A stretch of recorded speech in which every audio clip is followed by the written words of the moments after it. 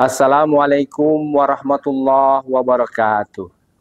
Alhamdulillahil wahidil qahar, al-azizul ghaffar, mukawwirul lail 'alan nahar, tazkiratan lizawil qulubi wal absar.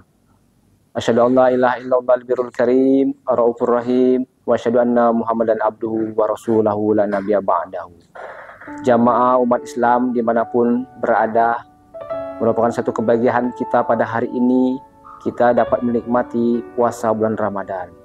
Sebagai umat Islam, tentunya kita mentaati perintah dan larangan dari Allah Subhanahu wa taala. Apakah itu Islam? Islam itu secara bahasa aslama yuslimu islaman, yang berarti tunduk, patuh, kedamaian dan keselamatan. Secara bahasa, secara istilah, Islam itu adalah bentuk ketundukan kita kepada agama yang dibawa oleh Nabi Muhammad SAW untuk taat kepada perintah Allah Subhanahu wa taala. Timbul pertanyaan, apakah Islam itu adalah ajaran yang dibawa oleh semua para nabi? Tentu betul, Islam adalah semua agama yang dibawa oleh para nabi. Nabi Nuh alaihissalam dalam surat Az-Yunus ayat 72, Allah berfirman, "Wa ma umirtu an akuna minal muslimin."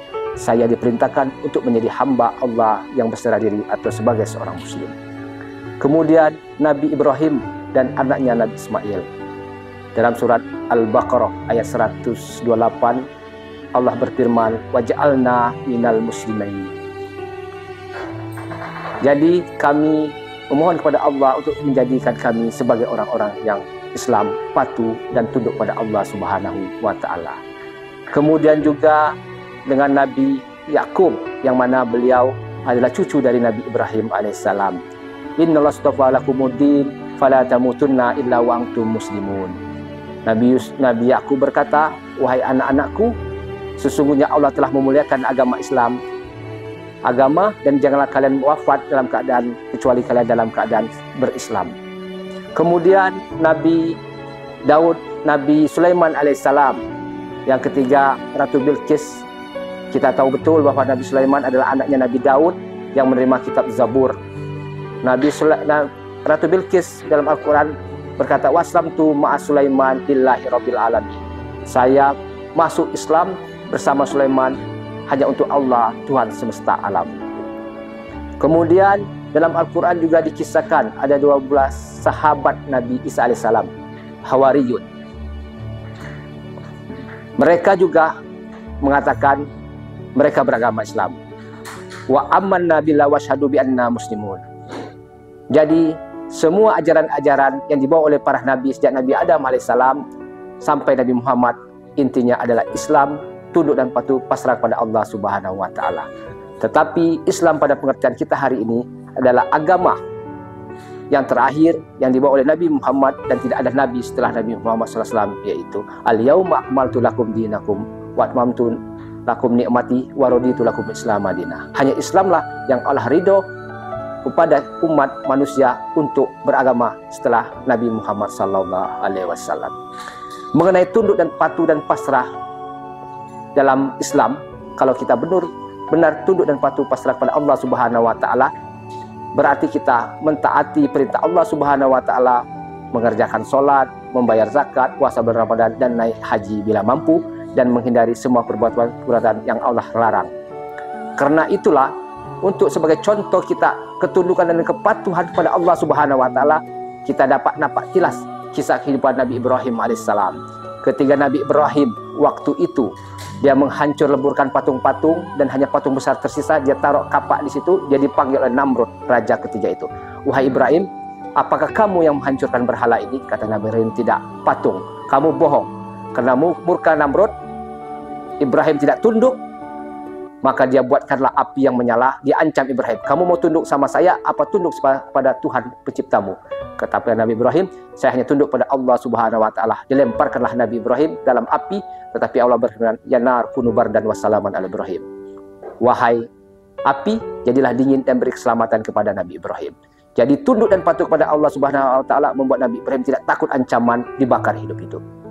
Kemudian tunduk dan patuh ditunjukkan juga ketika Nabi Ibrahim meninggalkan istrinya Siti Hajar dan anak Ismail di negeri yang tandus. Waktu itu Mekah belum menjadi sebuah negeri, tidak ada orang. Ketika Nabi Ibrahim meninggalkan istri dan anaknya, dikejar sama Siti Hajar. Wahai suamiku, kenapa engkau tinggalkan aku? Terus berjalan.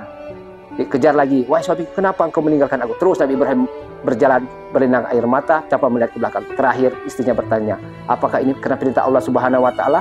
Nabi Ibrahim menjawab, ya, ini kena perintah Allah Subhanahu wa taala.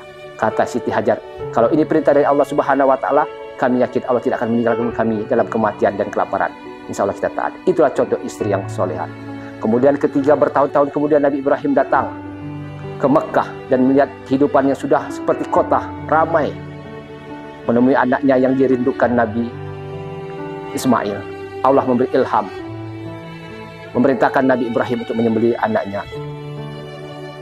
Ketika itu Nabi Ibrahim dalam kesedihan, tapi karena itu perintah dari Allah Subhanahu wa taala, dia berkata, ya bunayya, ini araf fi manam ani asbahuka fanzur ma za tara.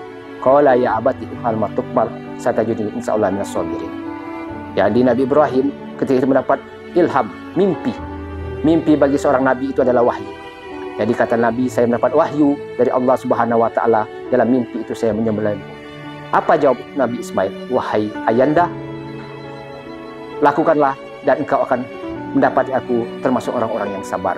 Jadi ketundukan Nabi Ibrahim, ketundukan Nabi istrinya Siti Hajar, dan ketundukan anaknya Nabi Ismail AS menunjukkan bahwa itulah contoh tunduk kepada Allah Subhanahu wa taala tanpa syarat. Sehingga kita berharap ke depan umat Islam dan kita sendiri, kita tunduk pada Allah Subhanahu wa taala, melakukan semua perintah-perintah Allah dan menjauhi segala larangannya. Mudah-mudahan kita dapat menjadi Islam yang sesungguhnya, tunduk dan patuh kepada Allah Subhanahu wa taala.